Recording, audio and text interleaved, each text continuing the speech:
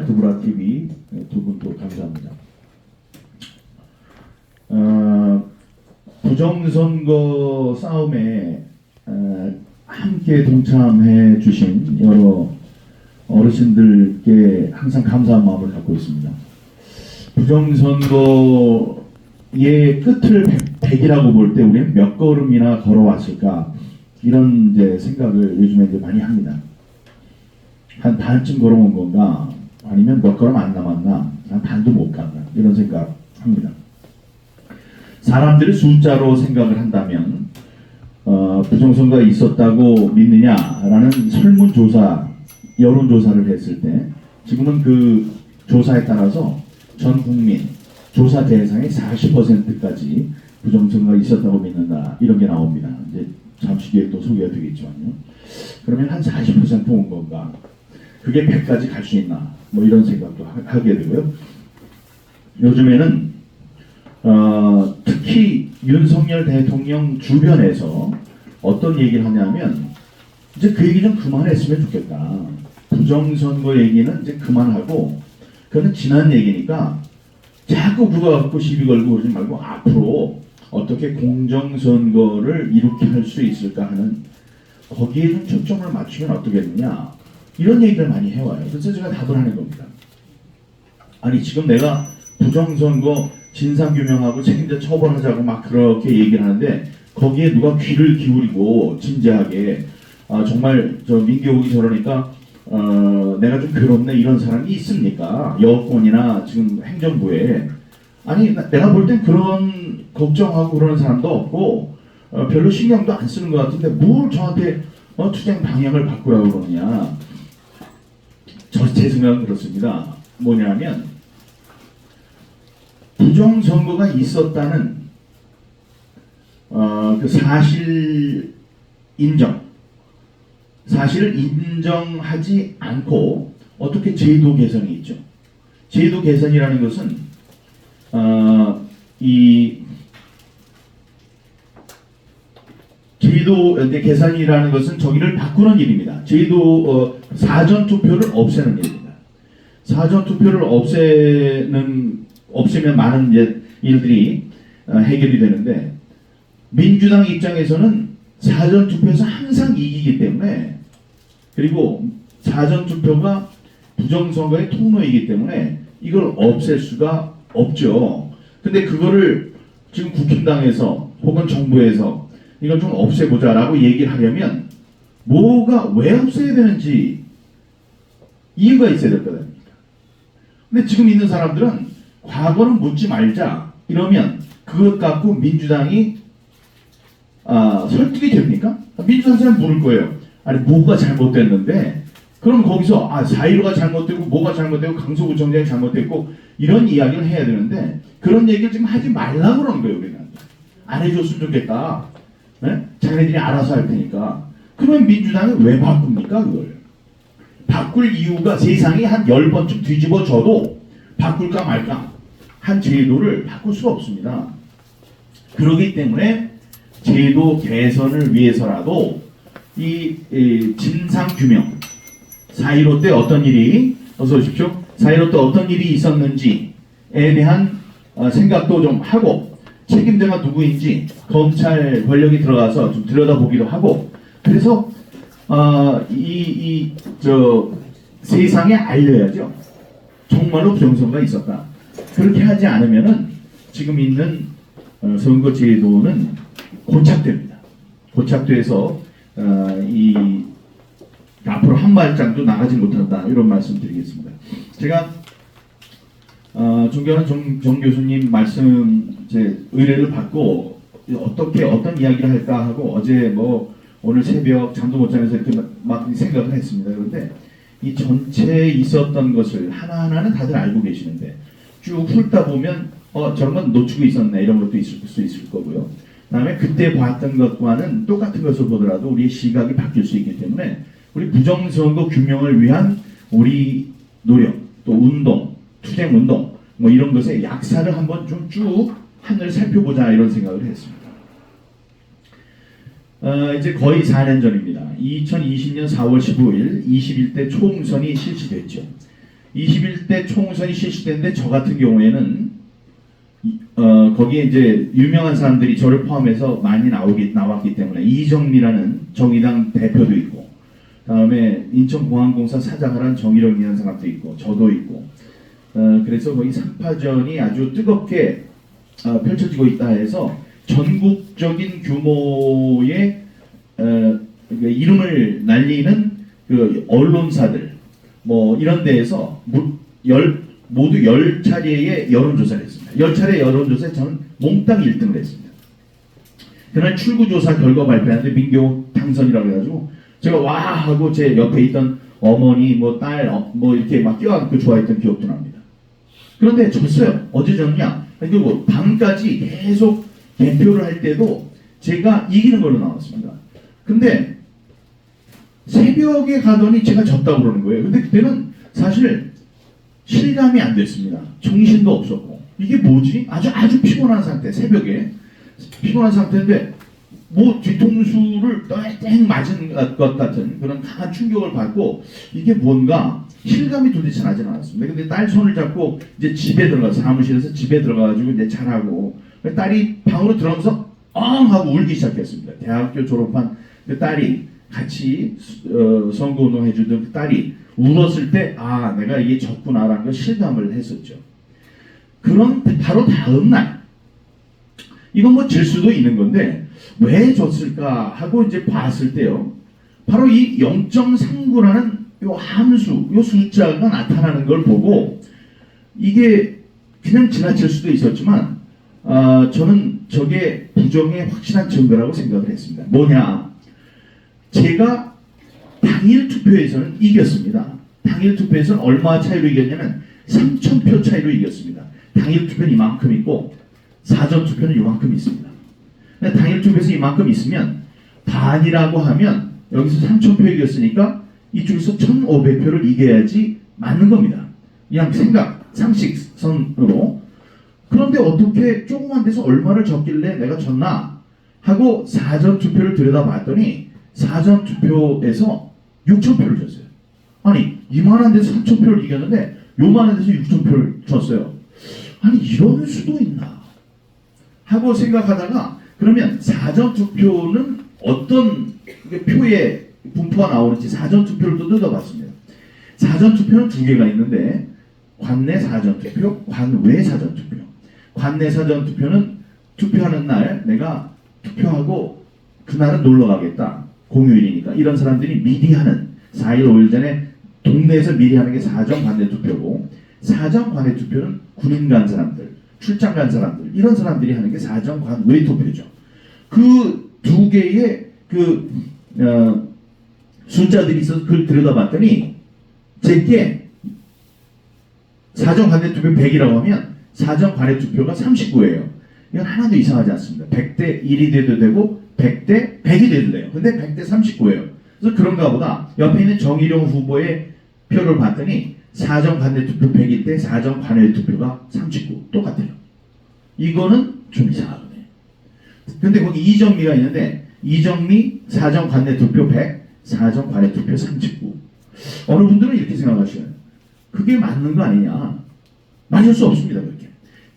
여기 뭐 교수님들 계시니까 저는 그냥 보고 이거 안 맞는다라고 생각을 해요. 뭐 40, 39, 38 뭐 이렇게 좀 비슷하게 42, 뭐 40, 38, 39 이렇게 비슷하게 나오면 몰라도 39, 100대 39 이렇게 세 개가 똑같이 나온다는 거는 이상가 있습니다. 저희가 볼 때는 23년 동안 특종 기자로 취재를 하는 현장에서 봤던 감이라는 게 있는데 이거는 분명한 부정이다라는 감이 왔습니다. 자, 그런데 여기에 대해서 박성현 교수님, 대한민국에서 통계를 가장 잘 하신다는 서울대 통계학과 박성현 교수님, 한림원 원장도 하신 그분께서 뭐라고 그러셨냐, 이렇게 셋이 0.39, 0.39, 0.39 이렇게 나올 확률은 1, 두 가지인데 하나님이 하셨거나 2, 100% 조작이다. 하나님이 얼마나 바쁘신데 여기 와서 이런 일을 하십니까? 그러니까 이건 100% 조작이라는 얘기죠. 그렇게 말씀하셨습니다. 그래서 이때부터 저는 부정선거 투쟁에 돌입합니다. 바로 다음날 4월 16일 아침부터. 자, 그런데 저는 이게 한두 달이면 끝날 줄 알았습니다. 이 사법부 사법부에 제가 선거 무효 소송, 민사 소송입니다. 민사 소송을 제기하면 이 사람들이 재검표를 시작해가지고 재검표를 맞출 수가 없거든요. 0.39, 0.39, 0.39가 있을 수가 없고 그 표가 맞을 리가 없습니다. 그래서 그냥 열어보자 이랬는데 6개월 안에 재검표도 하고 발표도 다 해야 되는 그거를 1년 만에 첫 재판을 엽니다. 그리고 1년 2개월 만에 재검표를 합니다. 전부 다 불법이죠.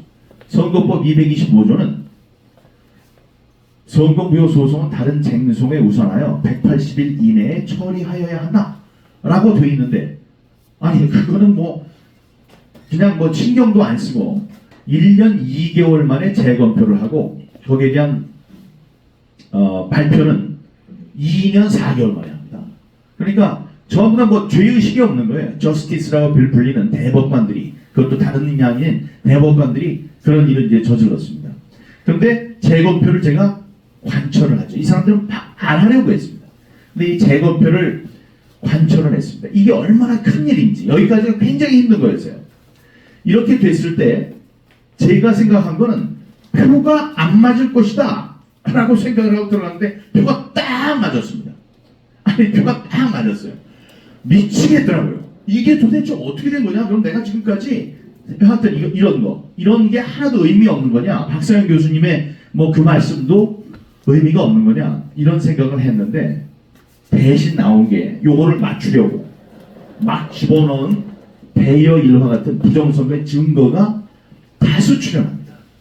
배여 일화는 배춧잎 투표용지, 여백 이상한 투표용지, 일장기 투표용지, 화살표 투표용지, 요거를 이제 배여 일화라고 했는데 사람들은 여기까지는 몰라요.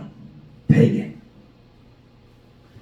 여기부터 압니다. 사람들이 이게 나왔으니 부정선거다. 근데 이거는 요렇게 이런 거 선각자죠. 선각자. 미리 알고 이게 부정선거라는 확신을 갖고 엄청난 돈과 노력과 눈물과 땀을 흘리면서 이렇게 싸워온 3년 뭐 계속 지금까지 싸워온 이런 싸움이 있었기 때문에 요게 관철이 됐고, 그래서 요게 나왔고, 그렇게 되니까 어떻게 돼요? 이런 뚜렷한 증거가 나오니까 사람들이 몰리기 시작했습니다. 지금까지는 헛소리인 줄 알았는데 이게 있네. 배춧잎 투표용지 저거 나오면 안 되지.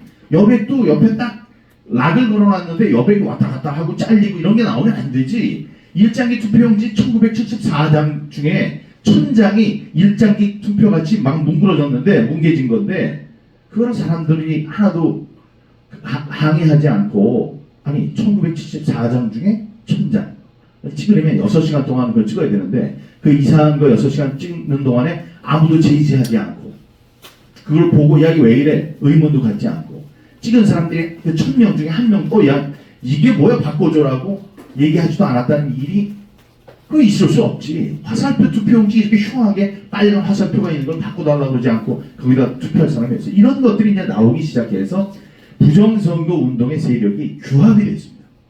그러니까 1차로 그때 붐업이 됐어요. 이때 이제 같이 오신 분이 황교안 전 총리시죠. 그때 말씀은 아무것도 못 봤을 때, 아무것도 없었을 때는 내가 끼어들 수가 없었다. 그러나 발견이 됐습니다. 발견된 이후로는 내가 이 공안 검사인데 공안 검사로서 이걸 그냥 모른 척 할 수 없다. 그래서 그때 전 총리께서 이제 합세를 하셨는데 이때 이제 제가 썼던 전략이 뭐냐면 대통령 선거에 나오시는 분들을 찾아다니면서 이 얘기를 하자. 그러면 효과가 있을 것이다. 그분들의 입으로 얘기를 하면 내가 지금 혼자 싸우는 것보다 훨씬 힘이 많이 이제 힘을 많이 얻을 수 있을 것이다. 왜냐? 1. 이 선거에 부정이 있으면 당신네들이 아무리 나중에 후보가 돼서 본선에 올라가더라도 당선될 수 없습니다. 이런 거를 생각할 거라고 그 사람들도. 이 사람 얘기 진짜면 이거 위험하잖아. 나도 들어야지. 이런 거고. 두 번째는 이분들이 경선에서 받아야 되는 표는 우파의 표거든요. 근데 이 당시에 벌써 우파의 54%, 반 이상이 부정선거가 있다고 믿을 때였습니다. 제가 여론조사를 했을 때. 그러니까 이 사람들은 그 사람들이 그렇게 많은 사람들이 부정선거 있는데 내가 올라와서 야 부정선거 없어, 부정선거 얘기하는 사람 놈들 다 바보야 이러면 54%가 등을 돌릴 거 아니에요. 그래서 그런 당연한 두 가지를 갖고 황교안, 최재형 이런 분들 그 캠프를 돌아다니면서 제가 설득을 합니다. 그때 확실히 말씀해 주시고 와주신 분이 황교안 전 총리시고 그것 때문에 큰 힘을 제가 얻었습니다. 다음 주시죠. 자, 0.39 네, 다시 뒷거요. 네. 요건 이제 제가 설명을 드렸습니다. 그런데 세 번 거듭되면 적의 행동이다 이런 얘기가 나오는데 다음번 딱 한번 눌러주시다 이야기 하겠습니다. 자, 서울, 경기, 인천은 어떤 공통점이 있냐 하면 전라도, 경상도와는 다른 곳이에요. 전라도, 경상도는 여기처럼 드러내놓고 부정선거를 하지 않았습니다. 부정선거가 있었지만 드러내놓고 하진 않았어요. 그 이유는 대구에서 부정선거를 막 한다고 해서 대구에서 광주 사람이 당선되지 않습니다. 광주에서 부정선거를 하지 않는다고 광주에 대구 사람이 당선되지 않습니다. 거기 그냥 자동빵으로 가는 거예요. 자동빵. 그냥 어떻게 해서든지 전라도 호남에서는 호남 사람들이 되는 거고 이 TK, PK에서 TK, PK 사람들이 됩니다. 그렇기 때문에 거기에는 부정선거가 있었죠. 거기도 저 쌍둥 그래프를 보면 다 있었지만 이곳보다는 없었어요. 여기는 서울, 경기, 인천은 전체 인구의 2분의 1, 반 이상이 거주하고 그 다음에 서울, 경기, 인천에는 호남, 영남 분들이 다 모여서 사는 곳입니다. 그러니까 여기는 신경을 써야 돼요. 여기는 들쑥날쑥하고 막 그러니까 부정선거를 저지르기에 좋은 곳입니다. 여기에서 이것도 당일 투표가 아니고 사전 투표에 민주당이 얻은 전체표, 그다음에 미래통합당이 얻은 전체표, 사전 투표입니다. 그거를 딱 모아가지고 봤더니 서울에서도 63대 36, 경기에서도 63대 36, 인천에서도 63대 36이었습니다. 이런 게 나타나는 거죠. 다음.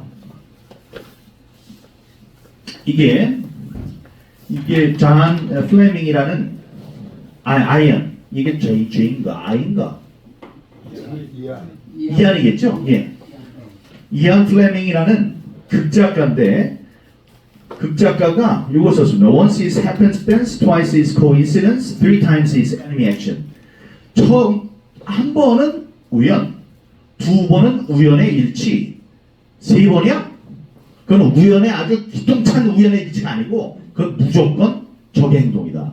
이런 얘기가 이 007 골드핑거스라는 영화에 나오는 이 얘기인데 이 이안 플레밍이라는 극작가가 이걸 어디서 가져왔냐? 실제로 시카고 깽단, 미국 시카고 깽단에 돌아다니는 말을 가져왔다는 거예요. 어떤 놈이 지나가다가 교통사고를 당해서 죽었어요. 아니 어떻게 하다 교통사고를 죽냐? 깽단이 마피아가 이러고 있었는데 다음날 한 명이 더 죽었어요. 좀. 이놈 봐라. 참 신기한 일이네. 어제도 한 명 죽더니 오늘도 한 명 죽었네. 다음에 또 하나 죽으면 신기하다가 아니고 바로 총 들고 나가야 된다는 거예요. 이놈들이 이거 봐. 이게 교통사고를 가장해서 이걸 다 죽이는구나. 이래서 이게 확실히 끌고 가야 된다는 그런 얘기입니다. 근데 보세요. 0.39, 0.39, 0.39. 63대 36, 63대 36, 63대 36. 이렇게 세 번씩 이렇게 거듭된다는 것은 우연이 아니라는 말씀입니다. 전 세계적으로 통용하는 말이라는 겁니다. 자, 그렇게 쭉 흘러갔고 대법원이 저항을 하는 거예요.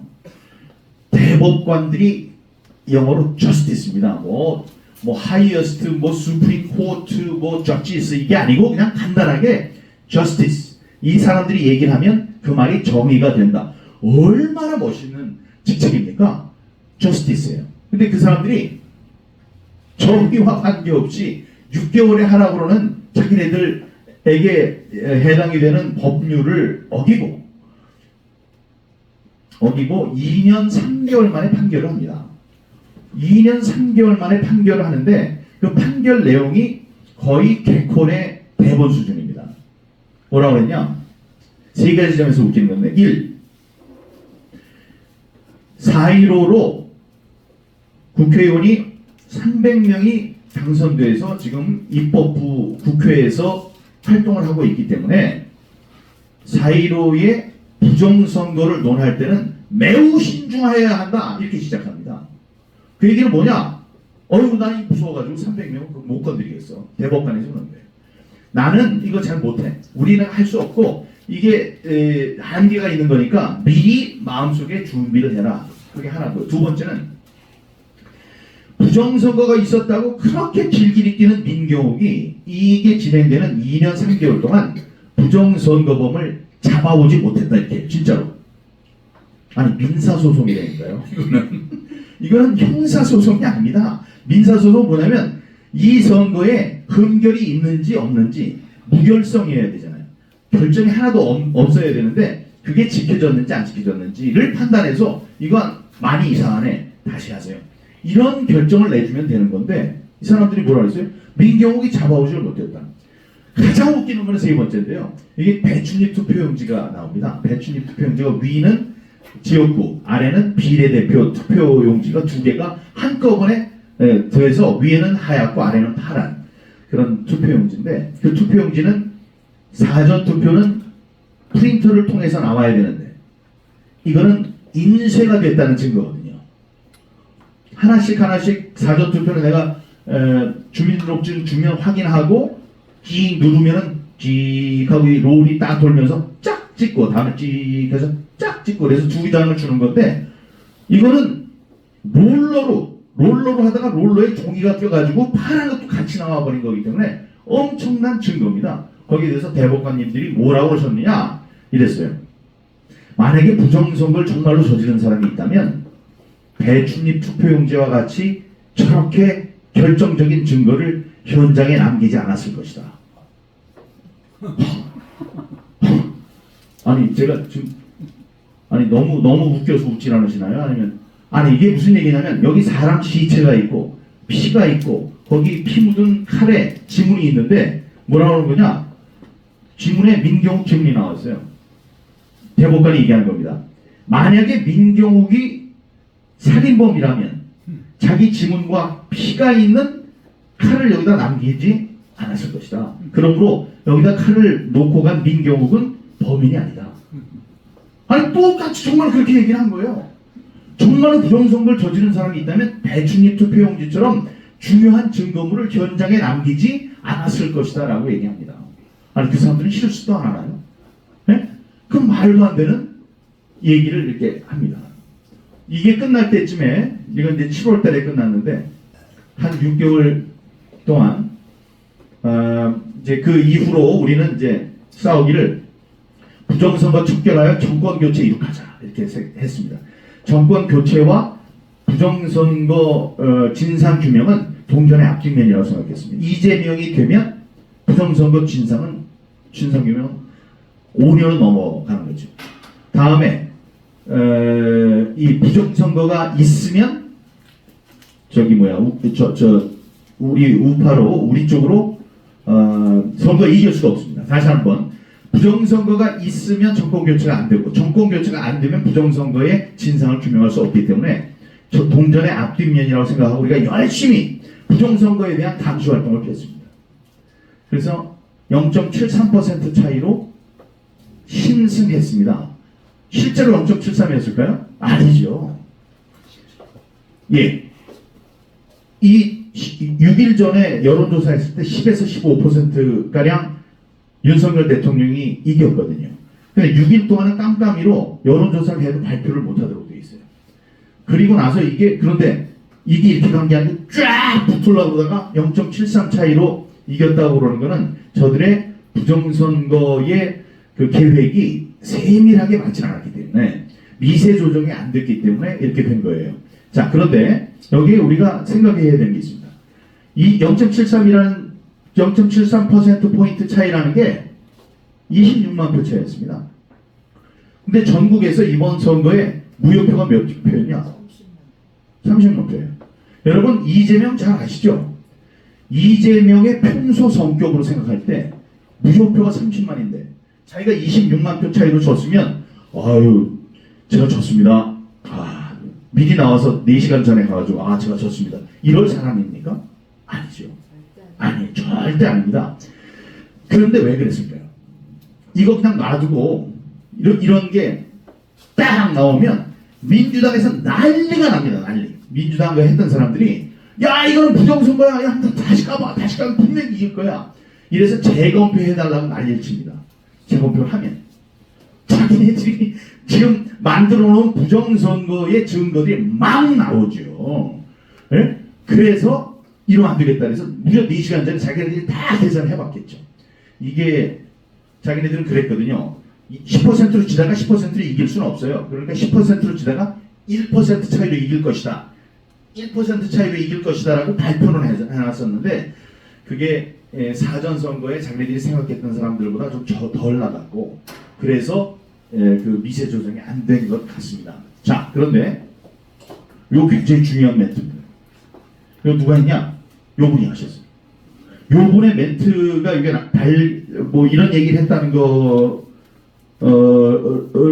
를 어디 누구도 뭐 저 얘기한 적이 없었죠. 윤석열 대통령이 그 측근에게 아니 내가 한 10 내지 15% 정도는 이겼어야 되는 거 아니야? 아니 0.73% 차이라니 그 선거 이상한 선거였어. 그 선거 이상한 거 아니야? 이런 얘기를 했습니다. 대통령. 그러니까 대통령도 야 이거 뭐 잘못됐구나. 이건 분명히 알고 있는 겁니다. 대통령이 지금 알지 못해서 조치를 취하지 않는 거 아니냐라고 많은 사람들이 얘기를 하시는데 그건 아니에요. 부정선거에 대해서 알고 있습니다. 알고 있다는 게 이런 얘기도 있지만 국정원이 발표를 했잖아요.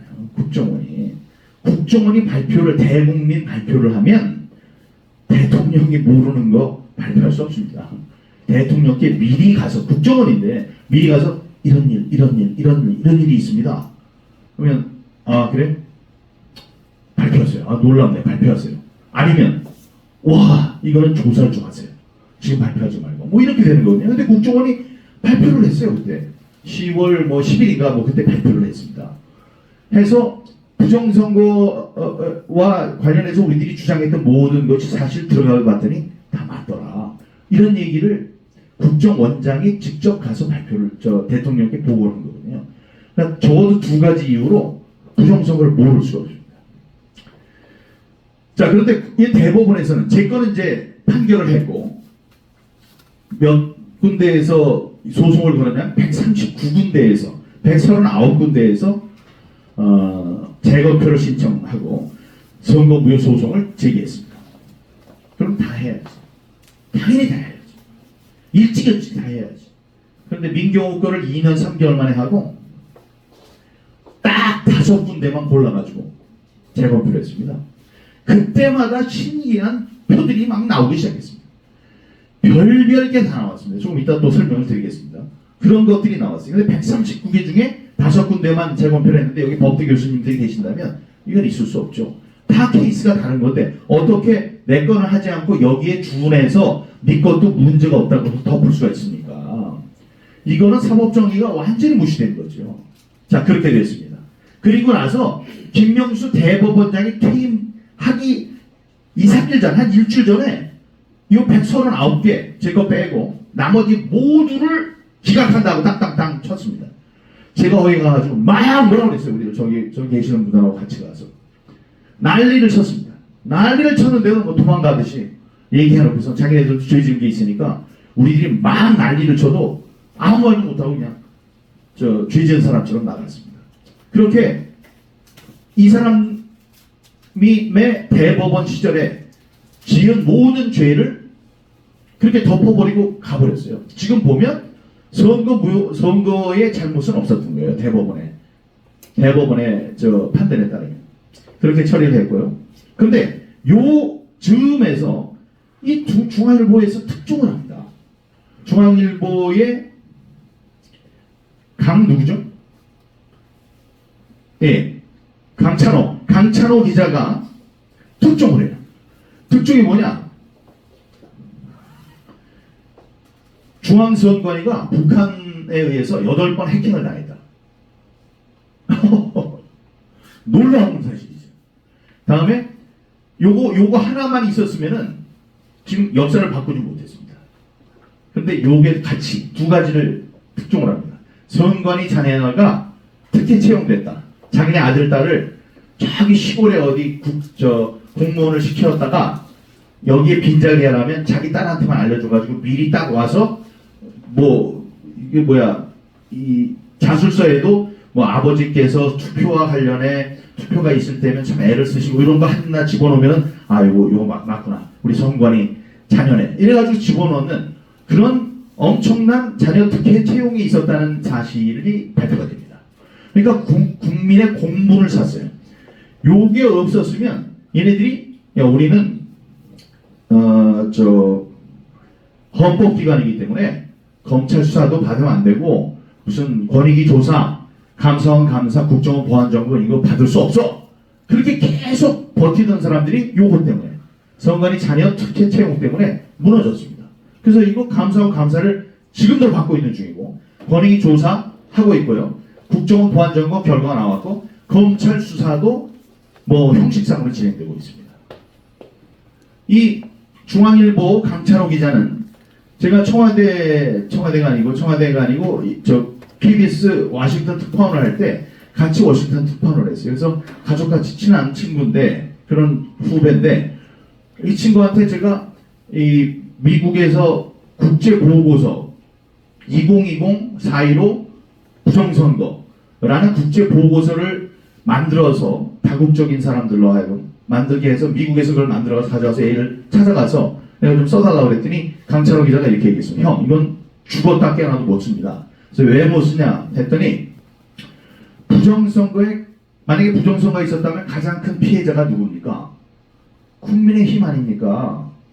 국민의힘이 피해자니까 국민의힘에서 난리를 쳐야 되는데 국민의힘에서 형을 어떻게 했습니까? 형이 부정선거 얘기했다고 해서 당협위원장에서 잘랐잖아요. 아니 당에서 이거 부정선거가 있었으니 취재하고 보도해달라고 난리를 쳐도 우리가 써줄까 말까인데 당에서 부정선거가 없었다고 부정선거를 부르시는 형을 잘랐는데 이걸 어떻게 했습니까? 이거는 죽었다 깨라도 못 씁니다. 정말로 못 썼죠. 그랬던 친구인데 여기에 이렇게 짜잔 하고 등장을 해가지고 이거 해서 이게 가능하게 만든 겁니다. 다음 장. 예. 드디어 근데 이제 국정원에 깜짝 발표가 납니다. 석 달 동안 점검을 합니다. 보안 점검을 해요. 한마디로 선관위의 서버는 외부 침입에 취약하다. 별별 일들이 다 일어납니다. 뒤에 설명이 됩니다. 다음에 이 국정원은 얼마나 공신력이 있는 곳입니까? 이 사람들이 발표를 하니까 새로운 운동 세력이 합류합니다.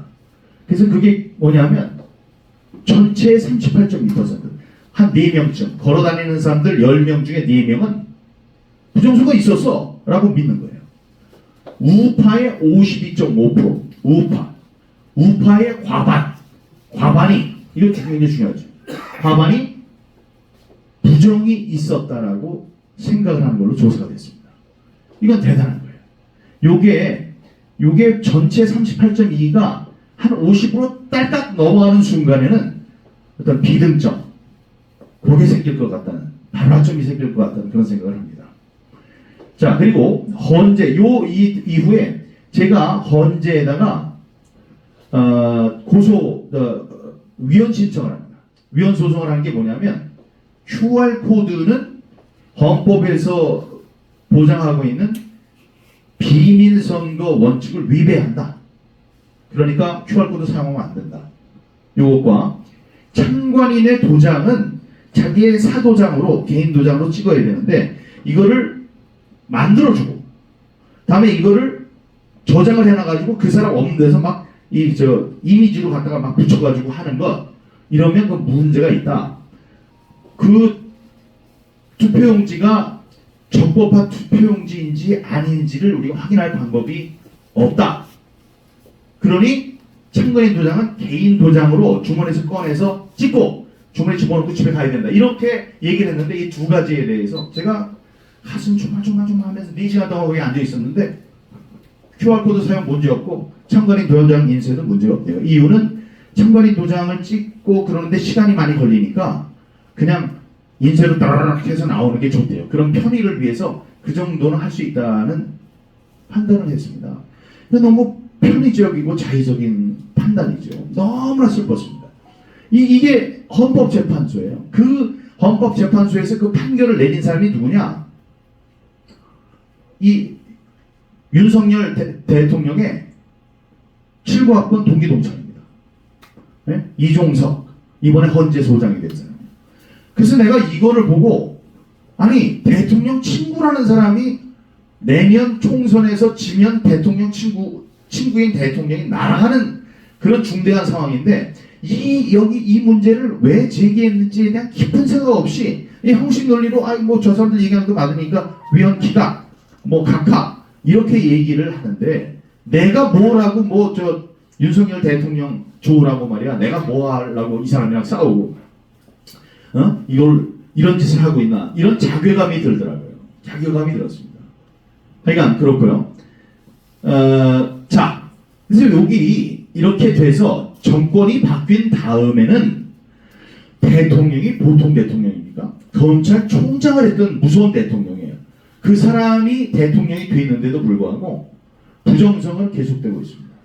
부정선거. 강서구청장 보궐선거 김태우가 패배를 합니다. 저는 오늘 아침까지도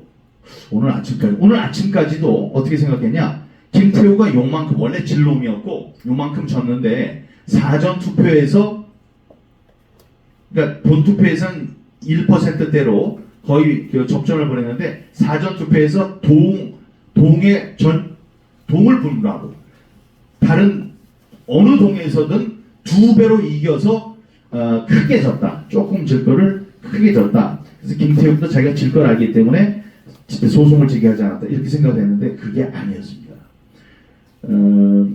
여기에서 김태우가 큰 차이로 이겼는데 그걸 바꿔놨다. 당락이 바뀌었다.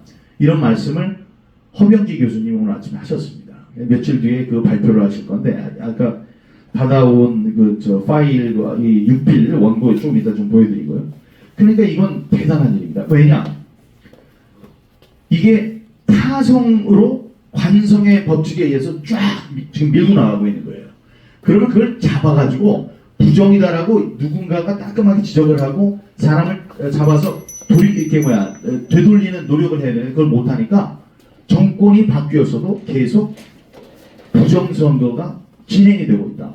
이런 증거가 바로 강서구청장 보궐선거 내용이었습니다.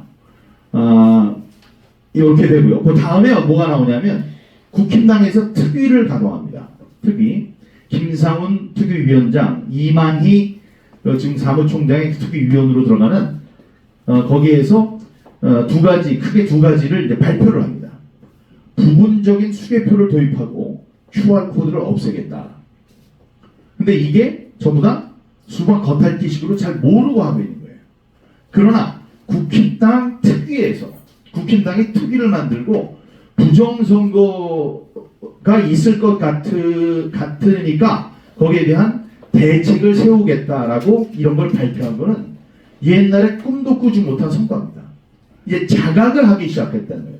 민경욱이 또라이라고 이준석이가 저 사람 말 따지면 제가 정치 그만두겠습니다. 민경욱 의원도 뭐 책임져야죠.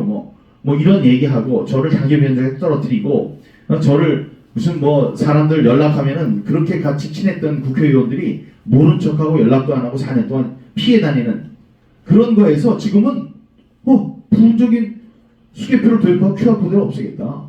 심지어 얼마 전에는 모 의원이 김기현 대표한테 그랬대요. 김기현 대표가 부정선거 이거 어떡하지? 이렇게 얘기를 했는데 그 의원이 그 간단한 방법이 있습니다.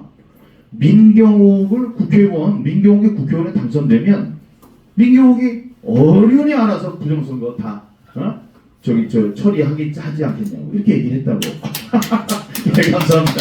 예, 그렇게 얘기를 진짜로 했다는 거예요. 그런 정도로 바뀌었습니다. 사실 그렇게 되려면 당에서는 정식으로 미안하다는 말을 하나 해야 돼요. 우리가 당론으로 너를 까고 대법원에서 이상한 판결이 나왔을 때 권성동이 받아들인다 뭐 이러면서 나의 대변인처럼 부정선거 문제 제기를 한 게 잘못됐다고 얘기했던 이런 모든 행동들에 대해서 네 마음이 얼마나 아팠겠냐. 우리가 몰랐다 하고 사과를 해야 되는데 그런 게 없죠. 그 다음에 이제 왜 더 카르텔이라는 다큐멘터리가 두 번째 다큐멘터리가 나옵니다. 그래서 그 시청자가 100만을 넘게 됩니다. 여기 아까 주간조선 여론조사인데요. 주간조선 과거 투표에 부정이 있었나? 요거는 서울, 경기, 인천 수도권에만 조사를 했습니다. 주간조선에서 했는데 과거 선거 투개표 시스템에서 해킹이 있었느냐? 그러니까 누구 와서 그 결과를 뒤바꾼 게 있었던 것 같냐? 조작된 일이 있었을 것이다. 38.2. 10명 중에 한 4명 가까이가 조작된 게 있다. 없다는 게 한 반쯤 되는 거예요. 48.9. 모른다는 게 한 13%. 이 정도면 많이 개화가 됐습니다. 여러분, 요걸 좀 기억하셨다가 그 주위에 계시는 친구분이나 이런 분들한테 한번 물어보십시오. 네 생각할 때 부정선거가 있었다고 생각하는 사람이 국민의 한 몇 %나 있을 것 같아? 이러면은 글쎄요, 뭐 한 3%, 한 5% 되게 그렇게 얘기합니다. 근데 그게 이렇게 올라와 있습니다. 38.2, 40% 올라와 있다. 국정원의 발표가 아까 있었는데요. 한마디로 민교옥이 옳았다예요. 우리가 또 옳았다. 부정선거를 주장한 우리가 옳았다. 자, 그 발표가 뭐냐? 통합선거의 명부가 있습니다. 이렇게 이제 저 선거를 할 수 있는 사람을 쫙 써놓은 거예요. 거기 이상한 게 많았죠. 137살, 136살 가보경장 때 태어난 분들도 쭉 해가지고 막 있었잖아요. 아니 세계에서 제일 나이 많이 드신 분이 117세, 남자는 117세인데 그분이 이 통합 영등포 을에 가서 전철을 타면 앉아야 되잖아요. 117세가 되니까 피곤하셔가지고 앉으려고 이렇게 경로석에 가면 왼분이 앉아있어요. 그래서 아이고 좀 일어나시죠. 이러면 야 인마 너 몇 살이야? 아 저 117세예요. 세계에서 제일 나이가 많다고 그러더니 야 인마 내가 135살이야. 내가 너 누나 아니 내가 너 이모야 이모. 막 비켜. 아니 영등포울에 그렇게 돼 있었어요. 근데 그게 뭐예요? 통합 선거의 명부를 해킹해서 마음대로 집어넣고 빼고 이게 가능하다. 이걸 누가 얘기했어요? 국정원에서는요 간첩만 잡는 게 아니에요. 여기 사람 간첩만 잡는 게 아니고 쫙 오는 사이버 해킹 해커들의 공격 1초에도 수십 번, 수백 번, 수만 번 하루에 수백만 번 오는 그거를 하나하나 잡아가지고 집어넣고 문제가 생긴 그거를 또 경보도 띄우고 그러는 엄청난 시스템이 있습니다. 그거 제가 KBS 9시 뉴스 앵커 할 때도 갔었고 국회의원 할 때도 갔었어요. 강남에 있어요. 강남에. 아주 강남에 있다고요. 근데 이 사람들이 얘기한 거예요. 국정원에서. 통합선거의 명부를 해킹할 수 있더라. 이 사람들이 직접 해킹을 했어요. 두 번째, 사전투표를 한 사람과 안 한 사람을 바꿀 수가 있더라. 한 사람은 안 했다. 안 한 사람은 했다고 할 수 있더라. 그래서 생긴 게 투표를 하러 갔더니 아니 당신 투표했잖아요. 언제? 사전 투표했잖아요. 한글로 나오는데 아니야 싸우다가 막 나가는 거 이런 게 다 이런 데서 벌어진 일이었다. 한 사람은 안 했다. 안 한 사람은 했다. 이 사람 그 빅데이터를 잘 보면 사전 투표를 안 한 몇 차례에 걸쳐서 안 한 사람들은 안 할 확률이 높다고 생각을 한 거예요. 그런 사람들은 민주당에 유리하도록 그 다 투표를 한 걸로 만들 수 있더라 이거예요. 이제 저는 만들었다고 보는 건데 그러니까 그런 사람들이 한 500만 년 만에 내가 한번 오늘 투표를 해야 되겠어. 딱 가면 여태까지 한 번도 안 했기 때문에 이 사람이 왜 왔지? 나 투표용지 주세요. 당신 본인이 사전 투표했는데 이런 일이 벌어졌는데 이게 이렇게 이런 거. 한 사람 안 한 사람 마음대로 바꿀 수가 있더라. 유령 유권자도 정식 유권자로 등록이 가능. 137, 138.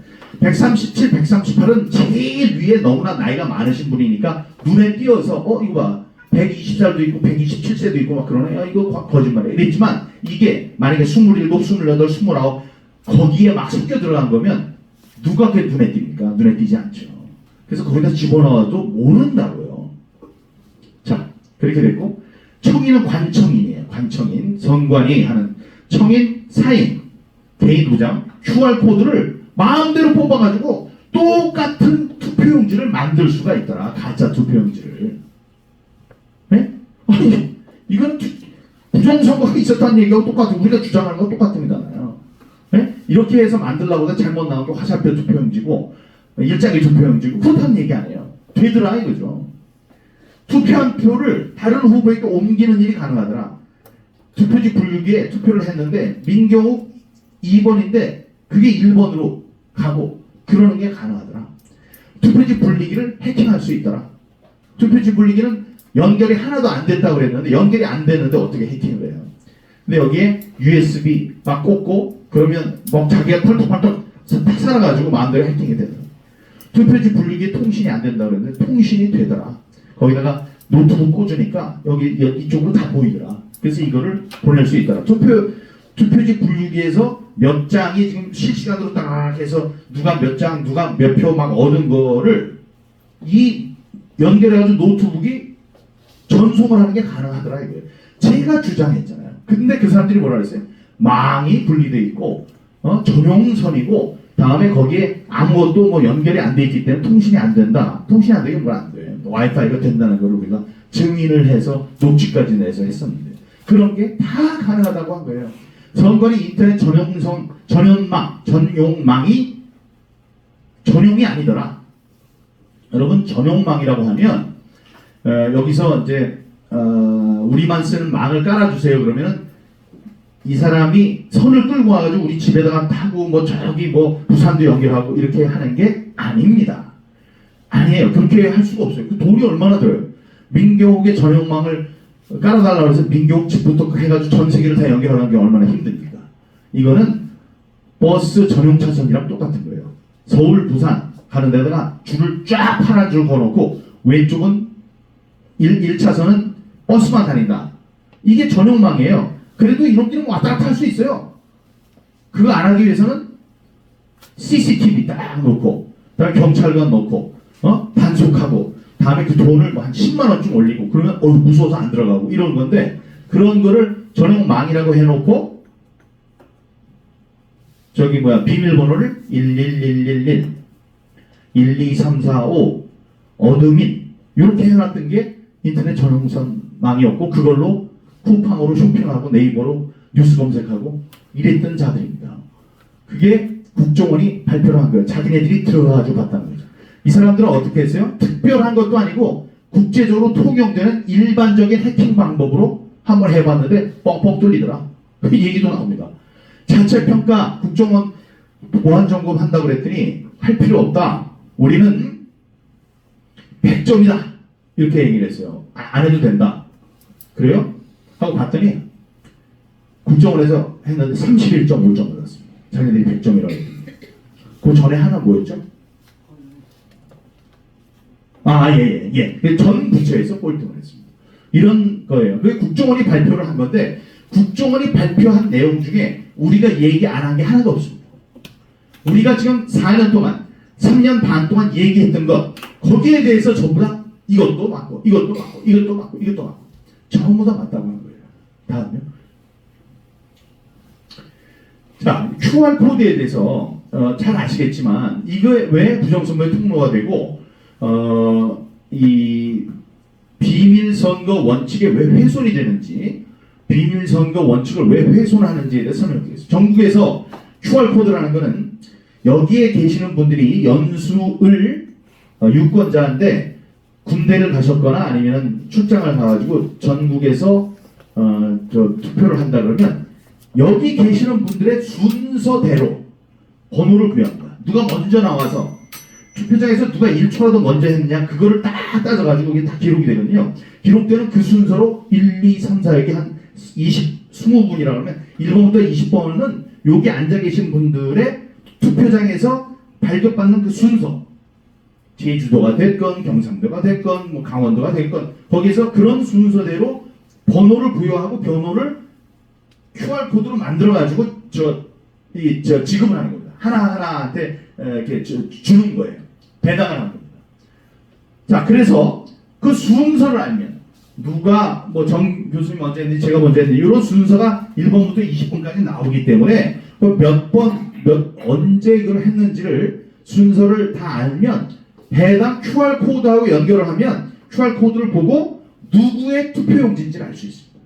이건 어려운 일이 아니에요. 요즘 같은 시대에. 자, 또 하나는 뭐냐면 QR코드는 보통 우리 사전 투표는 아니 당일 투표는 요 끝에 삼각형을 딱 잘라서 요걸 따로 보관합니다. 여기에 1, 2, 3, 4, 5, 6, 7 해서 이렇게 1년 번호가 있어요. 1년 번호를 자릅니다. 자른 다음에 요걸 주고 삼각형만 따로 모아놔요. 그래서 나중에 문제가 있으면 요걸 세보면 몇 명이 투표했는지를 알 수 있어요. 여기서 100명 했는데 왜 이게 120장이 있지? 잘못됐어요. 여기 100장밖에 없기 때문에 20장은 부정투표지야. 이런 거를 알 수 있도록 자르는데 QR코드는 떼지 않고 그냥 들어가요.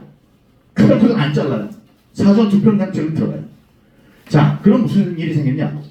이 QR코드를 떼지 않고 투표지가 투표지 분류기를 샥 하고 지나가는데 샥 하고 지나갈 때 마치 스피드, 과속 단속하는 것처럼 샥 찍잖아요. 그렇게 사진을 다 찍습니다. 사전 투표용지를 전부 다 찍어요. 찍은 다음에 그걸 디지털 이미지로 보관을 합니다. 자, 그럼 그 디지털 이미지에 뭐가 있습니까? 1. QR코드가 있어요. QR코드는 민경욱이라는 걸 알 수 있는 QR코드가 있어요. 다음에 거기 도장을 찍었잖아요. 누구? 민경욱이 윤석열 찍었어. 그러면 이런 봐라. 민경욱이 윤석열을 찍었네. 요게 투표용지 하나에 그냥 나오는 거예요. 근데 그 디지털 이미지를 누가 갖고 있다? 선관위가 갖고 있는 겁니다. 선관위가 다 보관을 하고 있어요. 선관위의 주장은 뭐냐? 안 봤어요. 있긴 있지만 난 안 봐요. 보기도 싫어요. 근데 그게 아니죠. 우리가 대마초나 마약을 갖고 있어. 갖고 있다가 들켰어요. 그러면 사람한테 나 안 피워요 이거. 야, 나 싫어해요. 잡아가면 안 돼요. 말이 됩니까? 안 되죠. 자, 우리가 학력고사 시험을 보러 갔어요. 이거 가지고 오지 말라고 했는데 이게 여기 가방에서 발견됐어요. 그러면 있는지도 몰랐어요. 저는 그거 볼 생각이 없었어요. 말이 됩니까? 안 돼요. 그 사람은 학력고사 못 봐요. 5년 동안. 그런데 이거를 다 누가 투표를 했는지를 이 디지털 이미지를 전부 다 해가지고 갖고 있으면서 이걸 안 본다고? 저는 본다고 생각합니다. 그리고 볼 수 있는 가능성이 있다면 그거는 하면 안 되죠. 그래서 사진의 QR코드와 기표 결과를 보면 누가 누구를 투표했는지 드러나요. 그러니까 비밀 투표 원칙이 깨지는 거죠. 그리고 당일 선거와 달리 QR코드를 떼지를 않고 투표함에 집어넣으니까 사전 투표자가 몇 명인지 파악이 안 되는 거예요. 그러니까 사전 투표에서 몇백만 표가 막 늘어나고 사전 투표에서만 민주당이 항상 유리하고 이런 일이 일어나는 거죠. 그래서 이거를 좀 봐달라고 했더니 이 사람들이 거기에 대한 깊은 생각이 없는 거예요. 헌법재판관이면 헌법을 수호하기 위한 헌법이 잘못된 것이 아닌가 이런 걸 갖고 고민을 해야 될 텐데 그런 고민 없이 그냥 기계적으로 기각합니다. 각하합니다. 이렇게 했습니다. 가장 강력한 부정의 증거는 이 두 개입니다. 제가 볼 때 저의 입장에서 일장기 투표용지와 파주을에 사라진 이색 투표지 12장, 21장인데 사람에 따라서 다 나는 이게 가장 중요하고 결정적인 부정선거의 증거라고 생각해 라고 하는데 저는 일장기 투표용지가 가장 강력한 부정의 증거라고 생각합니다. 일장기 투표용지는 뭐냐?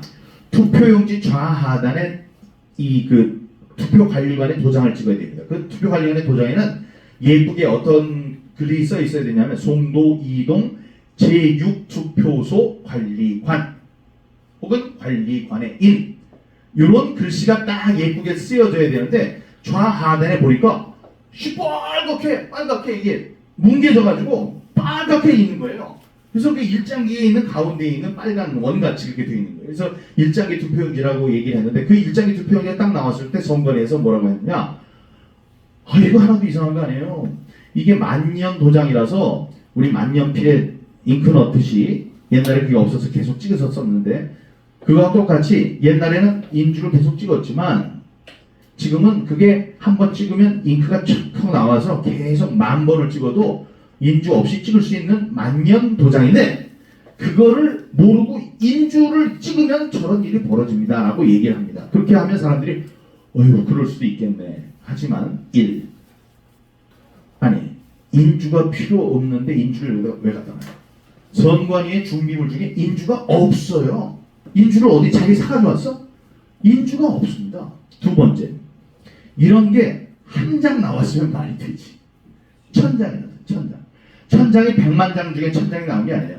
그날 요만한 교실에서 1974명이 투표를 했습니다. 1974장 중에 1000장이 일장이 투표용지예요. 그걸 찍으려면 몇 시간? 6시간 반 동안 찍어야 돼요. 6시간 반 동안. 6시간 반 동안 이렇게 시뻘건 걸 계속 찍을 때 옆에서 안 말립니까? 야 뭐해 임마 공무원 자식이 임마 너 큰일 나 이러다가 잘려. 잘해. 그리고 그 많은 사람이 이걸 갖고선 항의를 안 합니까? 아니 항의하면 바꿔주면 되는데 항의를 왜 안 해요? 자 그리고 그 투표 참관인이에요. 관리관. 투표 관리관이 뭐라고 했냐?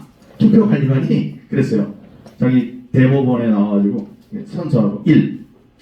나는 이런 거 찍지 않았습니다. 본인이 찍어야 되는데 자기가 찍지 않았대. 2. 만약에 나 말고 이 부하 직원이 찍었다면 그건 내가 봤어야 되는데 그런 것도 없었습니다. 3. 여기 좁은 공간에서 내가 하루 종일 있었는데 만약에 이런 게 과반, 투표용지의 과반이 이런 게 돌아다녔으면 내가 내 눈으로 봤어야 되는데 이런 걸 본 적이 없습니다. 네 번째, 이런 게 돌아다녔으면 1000명의 그 유권자 가운데 적어도 몇 명은 이게 뭐예요? 바꿔줘요 라고 항의를 했어야 되는데 한 사람도 항의하지 않았습니다. 여러분 이게 거짓말이 아니고 증인이 나와서 선서하고 증언을 했어요. 그런데도 대법관은 그 증언을 무시했습니다. 이런 게 이 사람 말대로 이게 없었던 게 나왔다. 그럼 어떻게 해야 돼요? 이건 부정이 개입한 거네.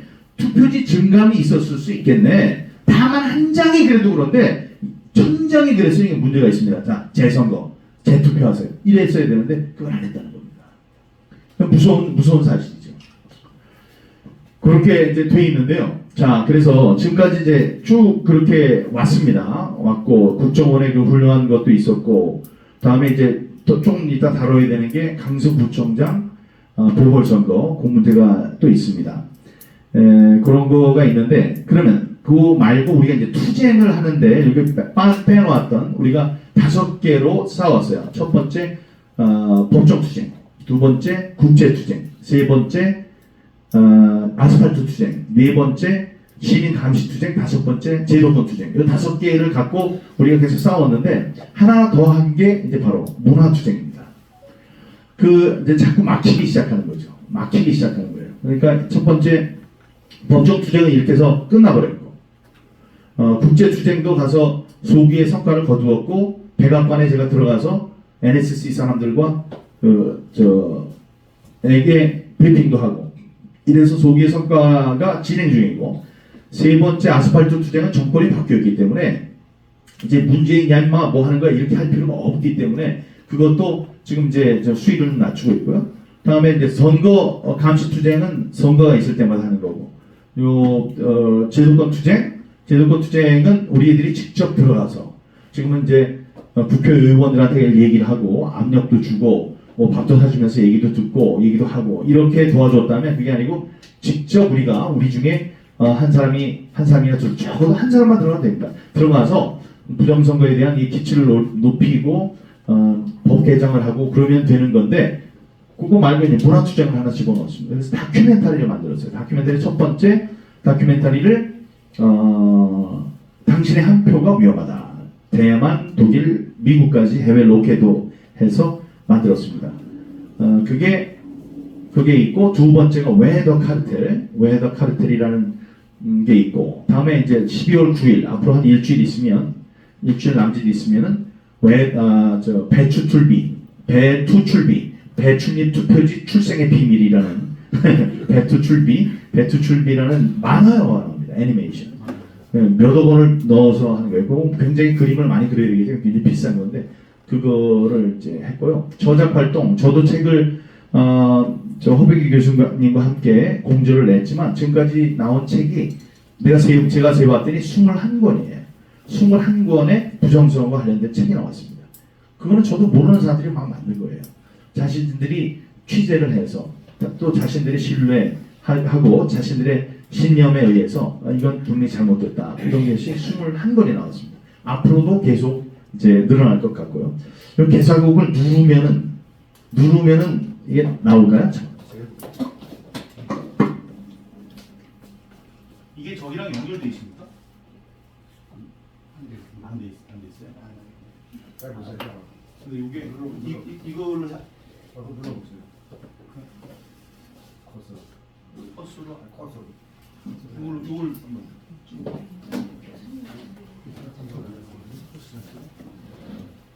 아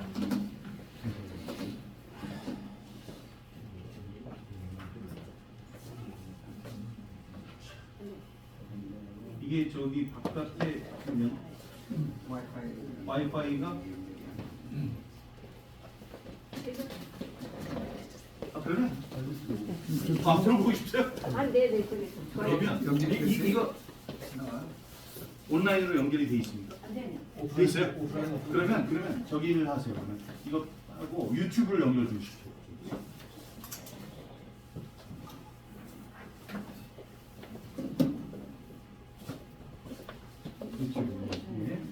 부정선거 느낌 그거. 자, 그럼 그걸 한번 들어보겠습니다. 크게 소리를.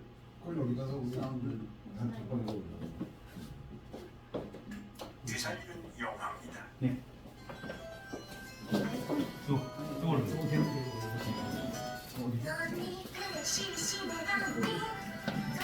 이걸 크게 틀어. 크게.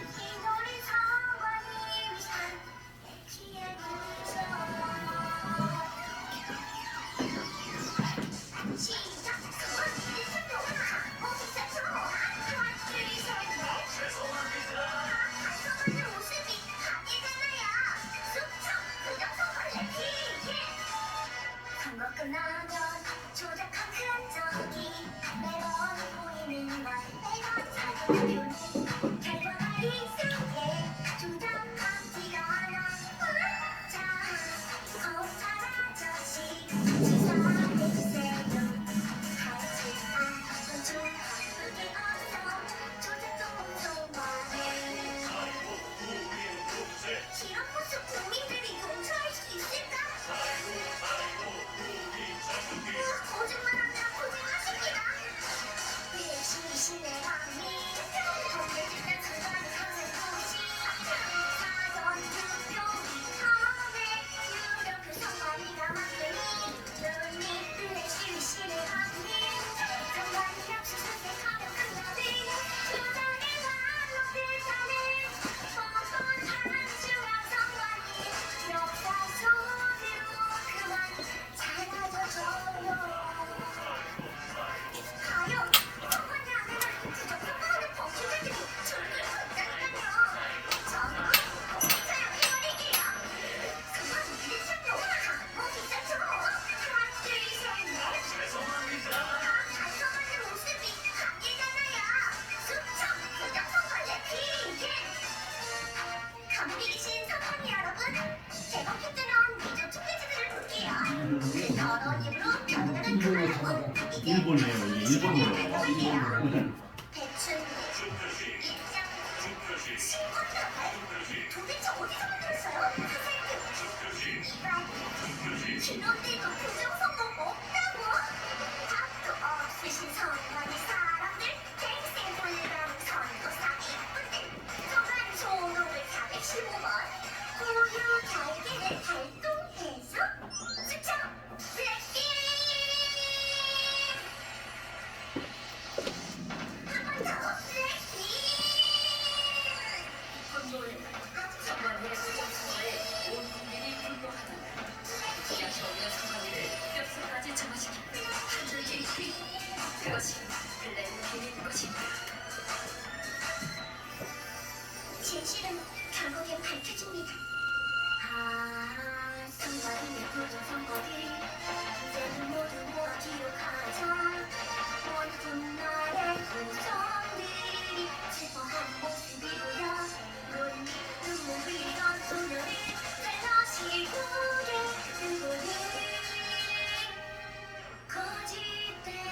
우리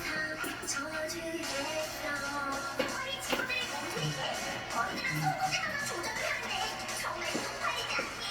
이제 그만 좀 해. 우리 지겨워 죽겠으니까.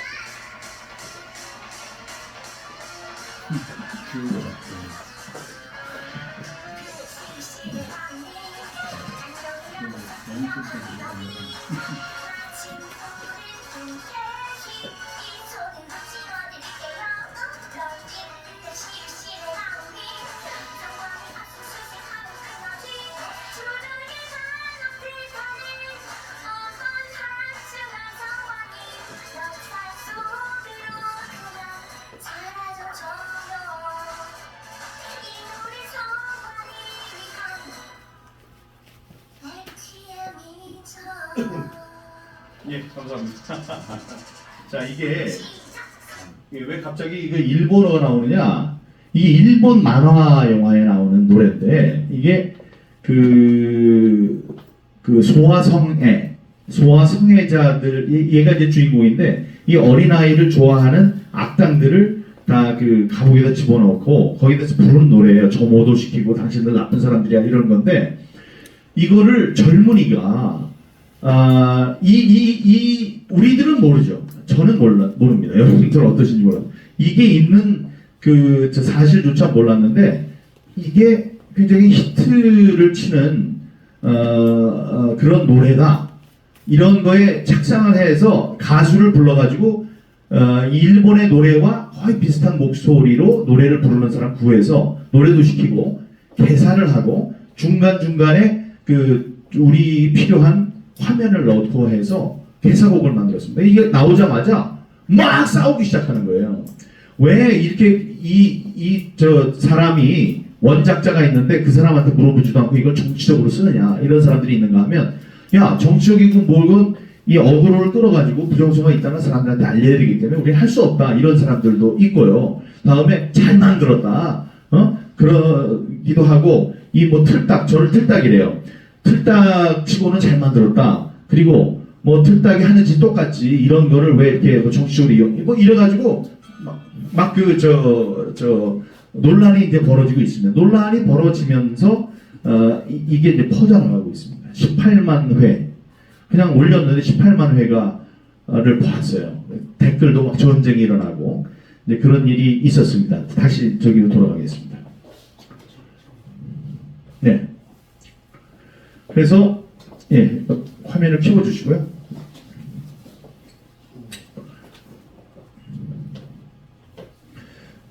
그래서 저작 활동, 개사곡 여러 가지 이제 만들어서 개사곡을 하고 있고, 그다음에 대규모 삭발 투쟁을 저희들이 12월 14일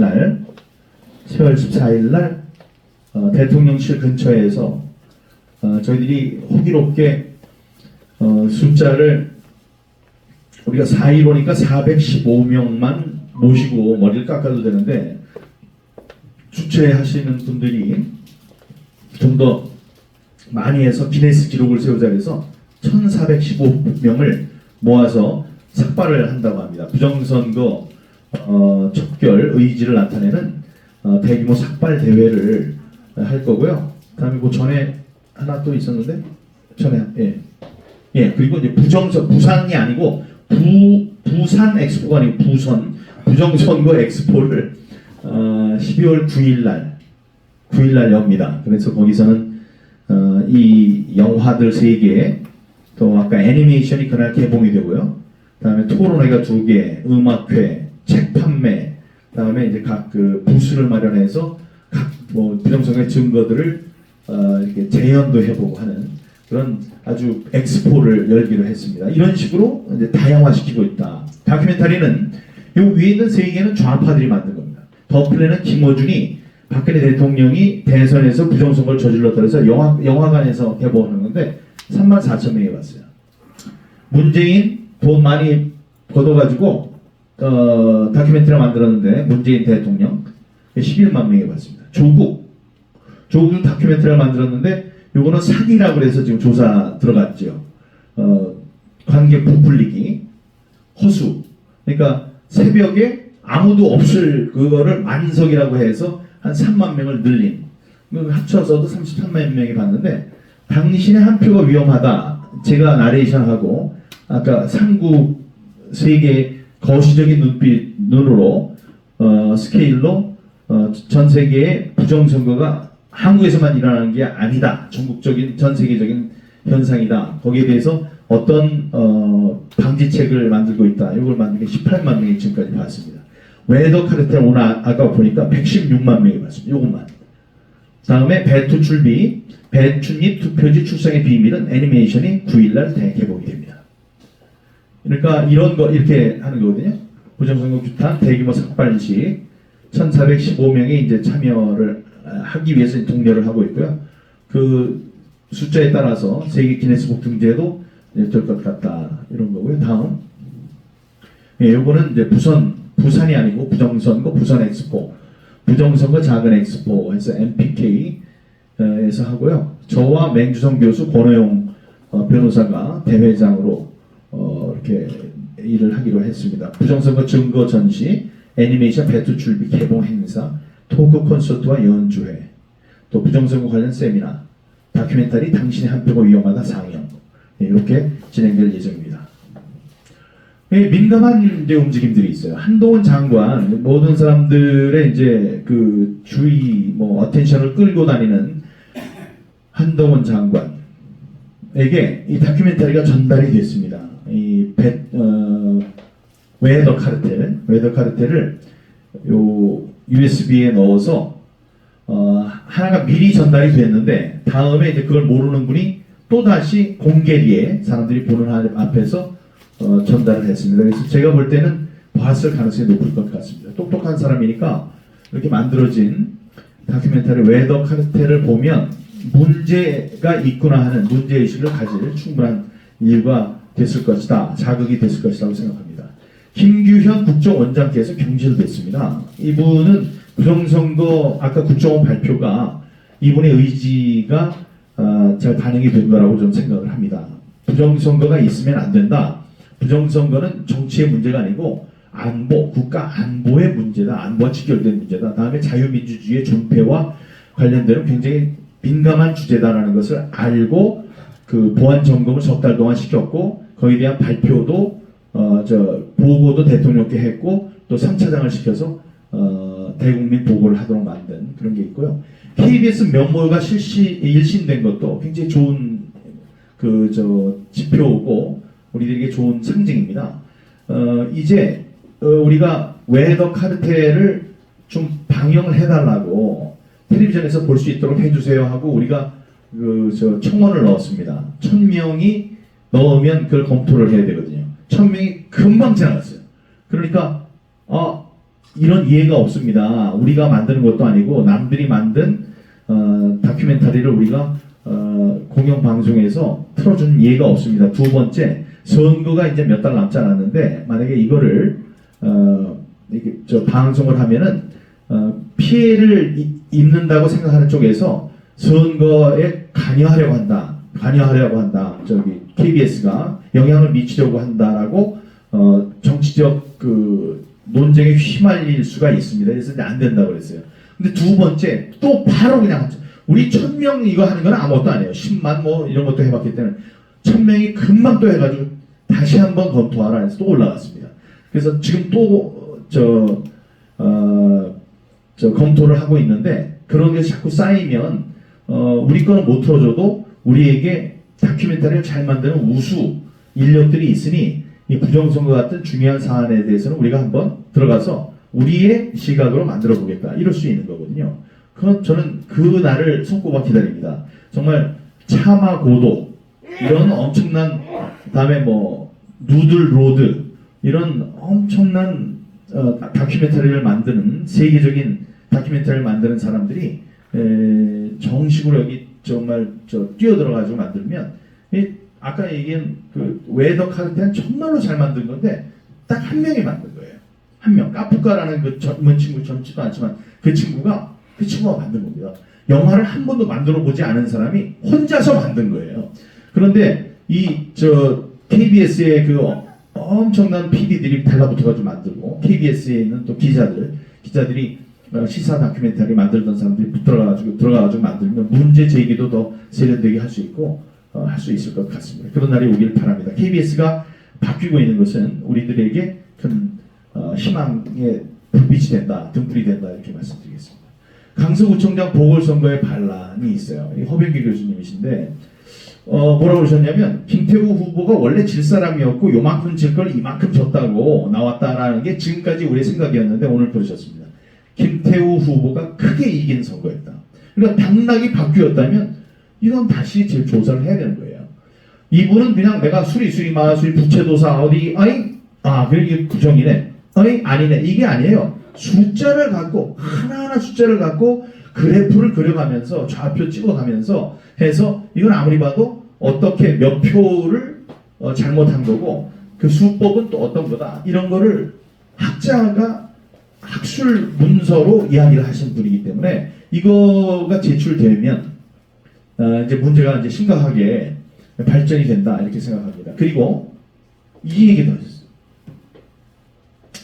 선관위는 자기네들 조직을 보존하는 것, 자기네들 목이 달아나지 않는 것, 그게 최우선의 관심사이기 때문에 민주당, 지금까지 손을 잡고 같이 부정선거를 해왔던 민주당이 제대로 모양을 갖춰서 전열을 갖춰서 나간다면 민주당을 돕겠지만 만약에 아니라면 무슨 얘기죠? 만약에 아니라면 심지어 국힘당 쪽과도 손잡을 가능성이 있다. 이게 무서운 겁니다. 이렇게 되면 우리가 싸우는 건 싸움이 너무나 어렵게 되는 거예요. 민주당하고만 싸웠는데 만약에 국힘당도 이렇게 된다 그러면 국힘당 가지고도 싸워야죠. 왜? 자유민주주의 제도를 지켜야 되니까. 이게 이제 무서워지는 거예요. 근데 이런 생각도 하신다는 거예요. 다음에 요거에 이제 구체적으로는 언제 그러니까 기준점이 있어야 된다고 생각을 했다 이거죠. 자기는 당일 선거를 안 건드렸다고 생각하고 당일과 사전투표 2023년 며칠 전에 있었던 그런 관점에서만 봤더니 자기네들이 만약에 그 부정선거를 일으킨 집단이 있다고 하면 기준점이 필요할 거라고 생각을 해서 그런 생각을 하고 1년 전에 지방선거가 있었지 않습니까? 1년 전에 있었던 선거에 그것도 사전투표 말고 2022년 지방선거의 당일 투표를 기준으로 작업을 했을 것이다 라고 착안을 해서 했더니 함수가 그냥 착착착착 다 맞더라는 겁니다. 그래서 2022년 지난해 지방선거 당일 투표 결과를 기준으로 삼고 거기서 몇 퍼센트 4%씩 올리고 뭐 이런 것이 딱딱딱딱 들어맞더라. 그런데 이런 게 이렇게 하지 않고 그냥 사실 아무것도 부정선거를 안 했는데 이번 선거 결과 같은 결과가 나올 수 있는 확률은 4.7경 1십 100 천만 10만 100만 1000만억 10억 100억 1000억조 10조 100조 1000조 경 그 경의 거의 5배 4.7경분의 1의 확률이다. 있을 수 없다. 너무나 차이가 많이 나는 그런 조작의 티가 많이 나는 것이었다. 이렇게 쓰셨어요. 이분이 비밀지령 2- 무한대승이라는 책 818페이지짜리인데요. 818페이지는 전부 다 이렇게 손으로 쓰셨어요. 818페이지짜리. 이거 하지 않고 전부 다. 지금 이거는 이렇게 손으로 했는데 여기에 또 모는 종이로다가 점을 다 찍어가지고 이렇게 하시면서 정신과 영혼과 육체를 갈아서 만든 게 바로 비밀지령 2- 무한대승이라는 책입니다. 근데 이거는 따로 이 강서구청장 보궐선거의 결과만 20장짜리로 한 건데 20장 마지막 페이지만 가져왔어요. 그러니까 여기 보면 2022년 관내 투표율, 2023년 당일 투표율과 2023년 관내 투표율은 2022년 당일 투표율을 기준으로 한 조작이다. 2023년 보궐선거에서는 이거예요. 사전투표만 할 줄 알았더니 그게 아니고 당일 투표는 언기 조작, 바깥에서 얹어놓은 언기 조작이 실행된 투표였다. 그림이 나옵니다. 2023년 보궐선거에서는 관내 투표는 당일 투표, 관내 투표는 바꿔치기 조작. 그러니까 이만큼 빼고 똑같은 숫자를 집어넣고, 그러니까 김태우의 표를 빼고 100장을 뺐으면 100장짜리 진교훈의 표를 집어넣는 바꿔치기 조작이 실행된 투표였다. 이거 부채도사 아닙니다. 다 숫자로 계산해가진 거예요. 이걸 그 그림 가지고 하는데 이 그림이 몇 번인지 모르겠는데 이건 아닌 것 같고요. 그림으로 했고, 예. 그리고 2022년도 당일 득표율 대비 타 투표 표본의 조작 비율이 나오는데 각 투표 표본의 득표율과 2020년 지난해 당일 투표에 대한 득표율 사이의 차이값을 분석하면 다음 표와 같다. 바로 이 차이값이 조작 비율이다. 요만큼 조작을 한 것이다. 그게 민주당 후보 영영으로 봤을 때 2022년 당일 투표는 요걸 기준으로 해서 봤더니 이게 이 사전 투표, 관내 투표, 관외 투표 이런 것이 다 같아야 된다는 거죠.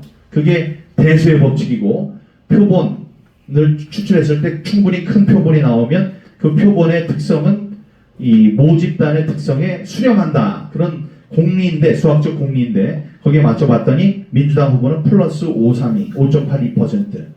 지난해 관내 투표에서 국힘당 후보는 김태우 때 마이너스 5.82% 이런 핸디캡을 딛고도 당선이 됐었다 이거예요.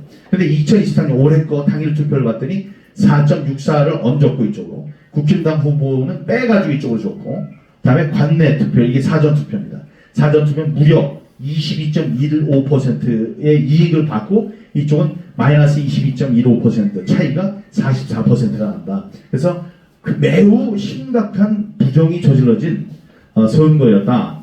이게 내일까지라고 하셨어요. 이거 결과를 좀 더 쉽게 설명할 수 있는 페이퍼를 만들어 저한테 주시겠다고 했습니다. 그럼 또 여러분께 알려드릴 방법이 있을 거라고 생각합니다. 다음 장. 네. 40 총선 향배도 결국은 부정선거가 결정합니다. 부정선거가 결정합니다. 대통령실의 움직임이 있어요. 대통령실에서 선거 부정에 대한 수사를 해야 한다. 수사 필요성에 대한 보고서가 작성됐다는 그런 게 포착이 됐고요. 국정원의 움직임. 지난번 김규현 원장님이 계셨을 때 매우 급하게 부정선거를 막을 수 있는 방법에 대한 자료를 요청한 그런 정황도 또 보이고요. 국힘당에서는 아까 말씀드렸지만 부정선거 특별위원회가 만들어졌습니다. 거기에서 지금 안들을 내놓고 있죠. 다음에 선관위 움직임. 선관위에는 김용빈이라는 대통령의 친구가 사무총장으로 갔습니다. 선관위에는 3명의 우두머리가 있는데 이 의전 서열 5위에 중앙선거관리위원장은 대법관으로서 총리급입니다. 두 번째 상임선관위원 그 사람도 장관급입니다. 그 다음에 사무총장 장관급입니다. 근데 그 사무총장을 대통령이 자기 친구 서울대 법대 7구 학번을 판사를 하던 연수원장을 하던 사람을 거기다 앉혔다는 것은 부정선거 세력 꼼짝마 이 부정선거가 있으면 안 돼 라는 의지를 보여준 건데 우리들이 생각할 때 김용민이 잘 못해요. 띨띨해. 빠릿빠릿하게 자기의 생각을 갖고 그 자리에 앉아야 되는데 그래서 여기 뭐지? 그러면서 앉은 다음에 뭘 하려고 하면 그 안에서도 선관위 안에서도 매파가 있고 비둘기파가 있지 않습니까? 그 사람들이 가서 서로 얘기하는 거예요. 그러면 이 사람은 제3의 길이 있다는 거 모르고 둘 사이에 누구 얘기를 들어야 되지? 이따위로 하고 있는 것 같아요 지금. 그러면 안 돼요.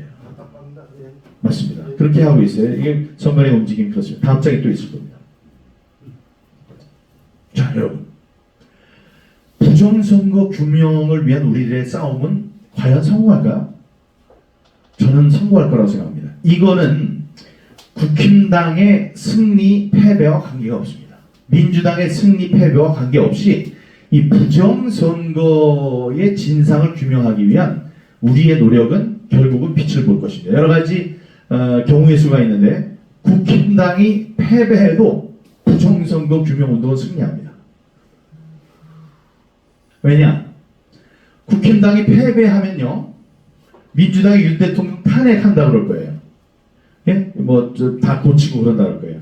윤 대통령이 법을 하는 사람이기 때문에 자기 탄핵은 안 당할 겁니다. 근데 완전히 그 종이호랑이가 되겠죠. 그런 사람이 요거는 할 수 있을 거예요. 수사 착수. 이 부정선거가 정말로 있구나라는 확신을 갖게 될 겁니다. 확신을 갖게 돼서 자기가 평생 해온 게 수사기 때문에 이번엔 제대로 야 부정선거 있었던 것 같으니까 전부 다 까봐. 응? 한번 뒤져보고 국정원 가서 서버 까보고 다 해봐. 이렇게 해서 만약에 국힘당이 패배, 실력으로 패배한 거 말고 사전투표를 포함해서 부정선거로 패배한다. 그러면 여기로 이어집니다. 민주당은 윤 대통령 탄핵을 하려고 하겠지만 윤 대통령은 수사에 착수할 거예요.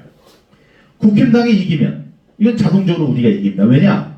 지금까지 5년 동안 있었던 조작 함수들, 그러니까 사전투표와 당일투표가 같아야 되는데, 비슷하거나 같아야 되는데 항상 지난 5년은 사전투표와 당일투표 간에 10% 넘는 차이가 있었고 항상 민주당이 유리했어요. 이거는 아까 말씀드렸지만 수학적 공리와는 다른 거거든요. 만약에 국힘당이 이긴다 그러면 이 공리가 깨질 거 아니, 이 현상이 깨질 겁니다. 지난 5년 동안 있었던 이상한 현상이 깨지고 당일 투표, 전체 투표, 사전 관내 투표, 사전 관내 투표, 기타 투표가 전부가 같은 선상으로 비슷한 성격을 갖게 되는 그런 결과가 나올 것이기 때문에 그러면 지난 5년 동안 있었던 것이 비정상이고 이게 정상으로 돌아왔구나를 알게 되거든요. 이렇게 국힘당이 만약에 국힘당이 이기면 조작 함수가 사라지고요. 국힘당이 지면 조작 함수가 계속된 건데 이렇게 되면은 민주당이 이겨서 윤 대통령 탄핵하겠지만 수사에 착수할 것이고 또 이게 중요해요. 내년 11월입니다. 똑같아요. 우리 4월, 그쪽 11월. 한 7월, 7개월 차이가 있는데 그렇게 되면 저는 트럼프 대통령이 당선될 거라고 봅니다. 트럼프 대통령을 우리들이 좋아하건 싫어하건 이 미국의 이익에 충실한 트럼프 대통령이 당선이 돼서 우리한테 좋건 싫건. 근데 너무나 지금 악마화되어 있거든요. 문재인 당시에 트럼프를 막 이제 우리 관계가 안 좋아가지고. 그런데 그 책임의 절반 이상은 문재인에게 있다고 저는 생각합니다. 잘 했으면 돼요. 근데 트럼프가 볼 때는 완전히 북한이랑 손잡고 있거든. 그러니까 우리한테 좀 이렇게 좀 사납게 군 게 사실입니다. 근데 윤 대통령 만약에 트럼프가 대통령이 됐다, 우리 윤석열 대통령 둘 다 이제 우파 대통령이 되는 건데 그렇게 되면 관계는 그렇게 문재인 있었을 때 같이 나빠지진 않는다. 그래서 오늘도 어디 나와 있어요. 오늘도 어디 나와 있는데 유튜브에 보면 트럼프가 뭐라 그래요? 트럼프의 공약 1번은 부정선거 진상규명입니다. 그렇게 되면 제가 뜰 거예요. 왜냐?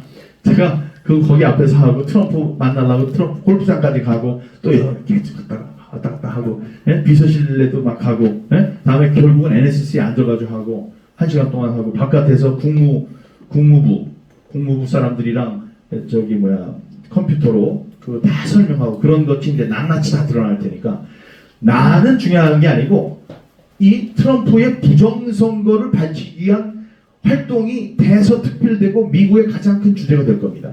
똑같은 처지에 있는 몇몇 나라들, 특히 우리나라 같은 경우에는 야 저게 맞는 모양이네. 미국에 민경욱이 가더니 미국에도 부정선거가 있다고 그래가지고 돌아도 완전히 미쳤구나 이렇게 생각을 했었는데 저 사람이 다시 대통령이 되고 부정선거 수사한 결과를 보니까 정말 큰일 날 뻔했구나. 큰일 났었던 거구나. 이렇게 해서 그게 태평양을 건너서 이렇게 불어올 겁니다. 태풍이. 그래서 우리에게도 영향을 미쳐서 결국은 부정선거에 대한 진실은 드러난다. 많은 사람을 단기간 잠깐 속일 수 있고 조금 소수의 사람을 영원히 속일 수 있지만 모든 사람을 영원히 속일 수는 없다. 선거는 모든 사람과 관련된 거기 때문에 거기에 대한 부정은